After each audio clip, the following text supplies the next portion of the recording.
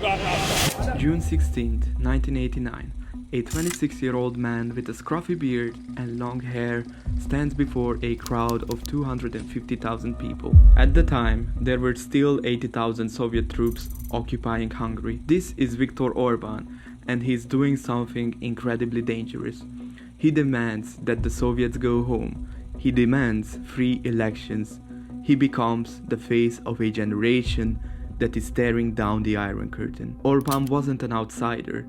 He was a product of the very system he was trying to dismantle. He had been a leader in the Communist Youth League. He knew the language of the regime because he was raised in its shadows. He wasn't just a rebel, he was a reformist who realized that the old house was burning, and he decided to be the one to light the final match. After the wall fell, Orban shifts. From 1990 to 1994, Orban and his party Fidesz, which stands for the Alliance of Young Democrats, were the darlings of the West. They were radical liberals. They are pro-market, and ironically, most of them were funded by George Soros scholarships. The villain behind several globalist master plans, according to the contemporary Orban. Fidesz members are the cool politicians. They wear jeans in the parliament. They talk about individual rights and secularism, even making anti-religious statements every now and then. At this point, if you could tell the young Viktor Orban that one day he'd be the hero of the global far right, he probably would have laughed at you. But then, in 1994, something happens. Fidesz is crushed in the elections. The public goes back to the Social Democrats. Orban realizes something that will change the course of the entire European history. Liberalism doesn't win in the Hungarian countryside. Between 1994 and 2010, Orban executed a massive political pivot. He cuts his hair, he puts on a tie, he starts talking about God, family and nation. He fills the void left by the dying conservative parties and becomes the champion of the civic Hungary. He won the prime ministership in 1998 and lost it in 2002. He spends 8 years in the wilderness watching his opponents implode. By the time he returns in 2010, he isn't just a politician anymore. He is a man who has decided that he will never, ever let the liberal elite take his country again, or in his own words, the homeland can never be in the hands of the opposition. This is the Orban we know today. Since 2010, he has built what he calls an illiberal democracy. He's rewritten the constitution. He captured 80% of the media. He turned Hungary into a geopolitical bridge between the EU and the East. He is the icon of the global far right, the man who showed that you can use the tools of democracy to dismantle it from the inside. But today, in early 2026, the shapeshifter is facing a problem he can't pivot away from. For the last 16 years, the Orban system has been built on a foundation of patronage. Billions of euros in state contracts have flowed to his childhood friends, his son-in-law, and a small circle of loyal oligarchs. For Orban, this isn't just about politics anymore, it's about survival. The upcoming 2026 election is the toughest battle of his life. Not because he might lose his seat, but because for the first time he is facing a challenger who knows where all the receipts are hidden. If Fidesz loses, the fortress doesn't just crumble, it becomes a crime scene. For Orban, his family, and his inner circle, winning 2026 isn't just about a mandate, it's about staying out of a courtroom. It's about protecting an empire that is now so large it has become too big to fail and too dangerous to lose. So why is the 2026 election different? For 14 years, Viktor Orban's greatest strength was his invincibility to the outside world. He built a fortress where the traditional opposition was irrelevant. The media was an echo chamber of illiberal talking points, and the economy was a closed loop. But in 2024,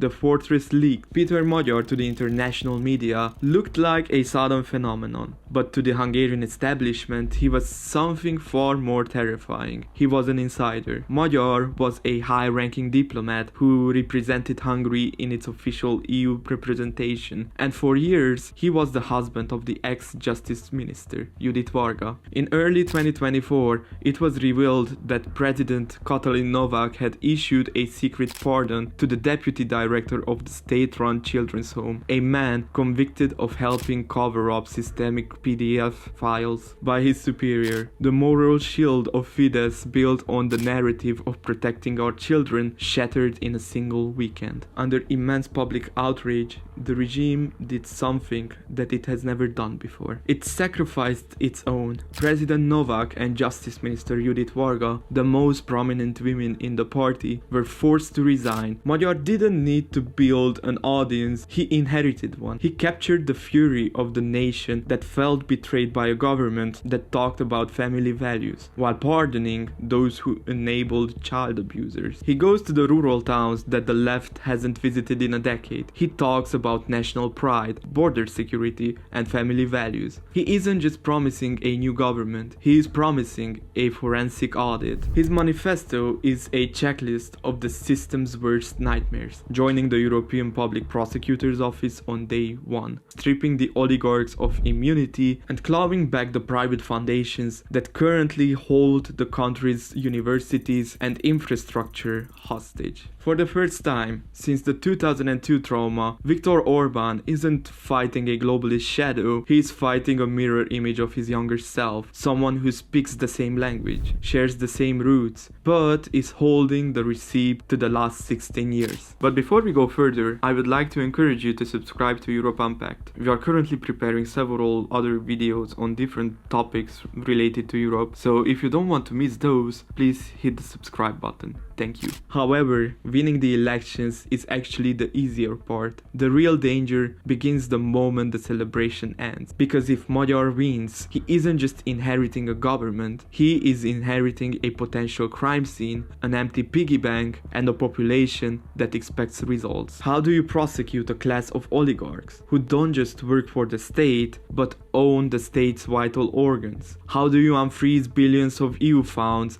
without triggering a constitutional heart attack? And then there's the outside world. This isn't just a local dispute, it's a geopolitical minefield. For a decade, Viktor Orban has positioned himself as the essential bridge between the West and the East. But this bridge is built on personal, highly specific loyalty. Look at Washington, for example. Marco Rubio has already signaled that the Trump administration views the Orban government as a critical partner.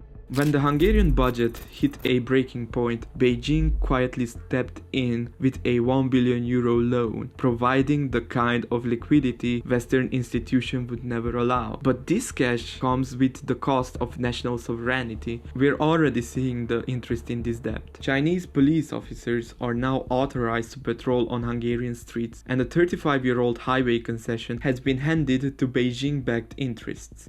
Finally, we also have to include Russia. For the Kremlin, Orban is more than an ally. He is a strategic veto player inside NATO and the EU. This dependency isn't just political, it's physical. It is hardwired into the Druzhba oil pipeline and the Turk Stream gas route, making Hungary one of the last nations in the EU almost entirely dependent on Russian fossil fuels. Coupled with POX 2, a €12 billion nuclear project that ties the power grid to Rosatom for decades, this creates a structural leash that no other needle can easily cut. For Putin, 2026 is about keeping his Trojan horse in the West. In the last decade, across Central and Eastern Europe, from Czechia to Slovakia to Bulgaria, we've seen the anti-corruption savior rise to power on a wave of absolute public fury, only to realize that the machine they inherited was built to break them. The history of this region is littered with changemakers who won the mandate but lost the room the moment they realized they couldn't dismantle a deep state that has friends in high places from the Kremlin to Mar-a-Lago. For Magyar, the battle of the 12th of April is a fight for a seat, but the battle of April 13th is a fight for survival in a world where the status quo is defended by some of the most powerful people on the planet. There are a lot of challenges to face, but is it impossible? Magyar's 240-page manifesto called The Foundation of Humane Hungary isn't a wish list, it's a battle plan. Magyar knows that joining the European Public Prosecutor's Office is just the master key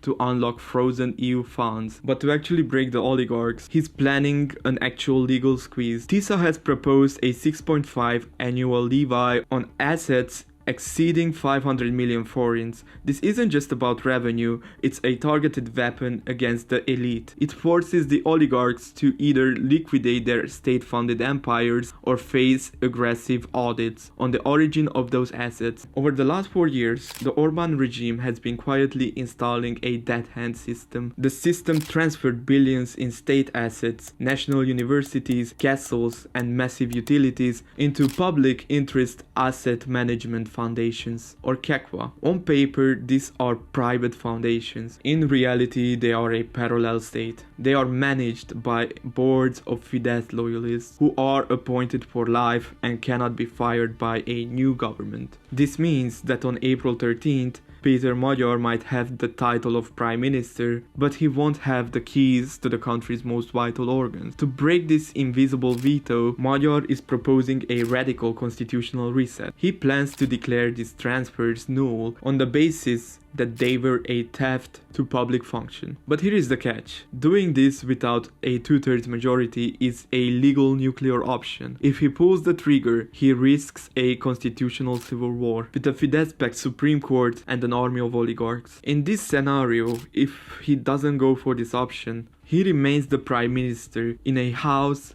where the furniture is already bolted to the floor by his predecessor. On energy, Magyar is playing a high-stakes game of physical realism. He has set a deadline, 2035. To get there, he plans to double Hungary's renewable capacity by 2040 and, crucially, initiate a comprehensive review of the Russian-built Pact 2. He won't just cancel it. This would trigger massive penalties. He'll look to restructure the debt or bring in Western partners to dilute Rosatom's control. By rebuilding the energy bridge with Poland and the Three Seas initiative, he plans to turn the Russian valve from a lifeline into an emergency backup. What about the Chinese debt? Magyar's strategy is a pivot from connectivity to principled cooperation. He has signaled that while the factories like CATL stay, the sovereignty questions like the Chinese police patrols end on day one. To handle the 1 billion secret loans, he's betting on Brussels liquidity by restoring the rule of law and unlocking the 18 billion euros in frozen EU assets. He intends to pay off the predatory Chinese debt early, effectively buying back Hungary's sovereignty with European capital. Perhaps the biggest hurdle is a non-cooperative Washington. Magyar's strategy is a pro-Western pragmatism. Instead of fighting Trump on ideology, he'll fight him on defense and business. Magyar plans to maintain the 1,400 American companies in Hungary and keep the 700 million US military procurement deals on track. He's betting that Trump's transactional nature will eventually favor a reliable new leader over a spoiler who is too close to Beijing and Moscow.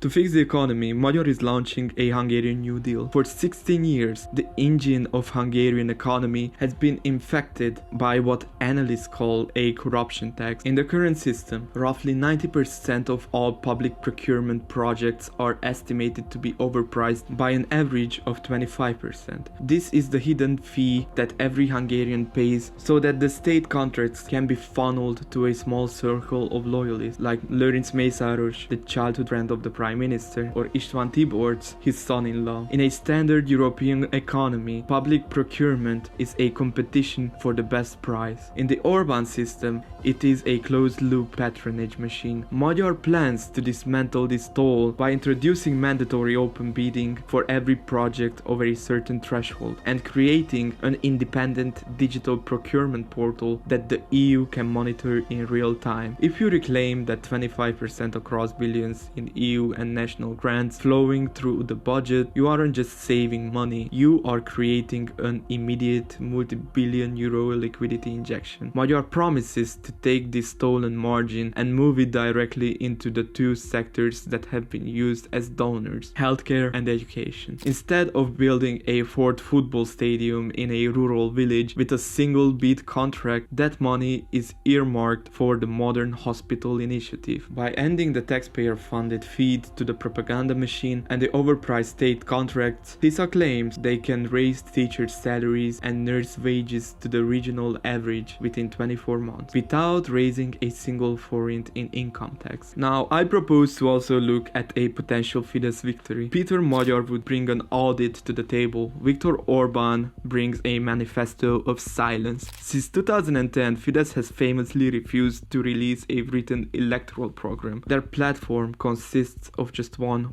word, folytatjuk, which translates to we will continue. For Fidesz sympathizers, this isn't laziness, it's a promise of stability. Orban's core argument for 2026 is that his national project is more than a 20-year build, telling the country that he needs at least 2 more mandates, taking him to 2034 to make the illiberal state irreversible. He frames this as a civilizational choice. To understand where we are going, we have to look back at the 13-page National Cooperation Program of 2010. That was the last time Fidesz gave us specific metrics. Let's look at the scorecard 16 years later. In 2010, Orban promised to slay the debt monster inherited from the socialists. The reality, while he successfully nationalized private pension funds to pay down the initial costs, Hungary's public debt to GDP ratio has climbed back towards 75 to 80% following the pandemic and a 2026 pre-election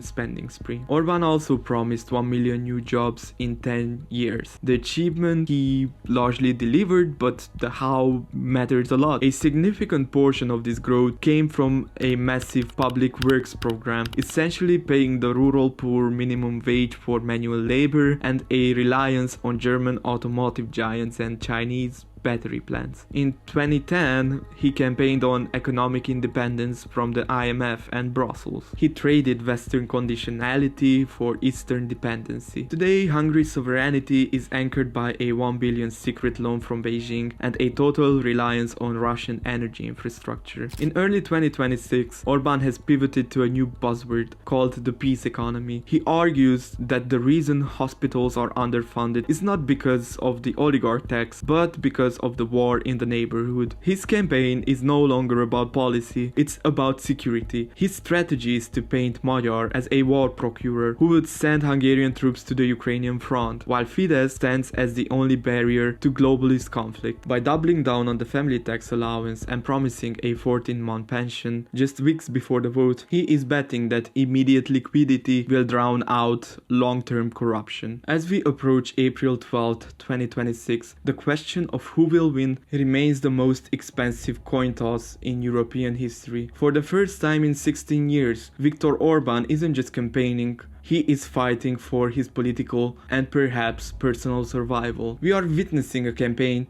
that has moved beyond traditional politics and into the realm of total informational warfare. The system is being defended by tactics we've never seen at this scale. AI-generated posters of apocalyptic war scenes across the countryside and the dark cloud of a threatened sex tape leak aimed at destroying Peter Magyar's character. By moving Hungary from being a Trojan horse back to the core of Euro-Atlantic security architecture, he could set the Hungarian trend, proving that a captured state can be reclaimed and that the illiberal international is not invincible. April 12th will show the world whether a modern democracy can survive when the line between reality and manufactured fear is finally erased. Thank you for watching.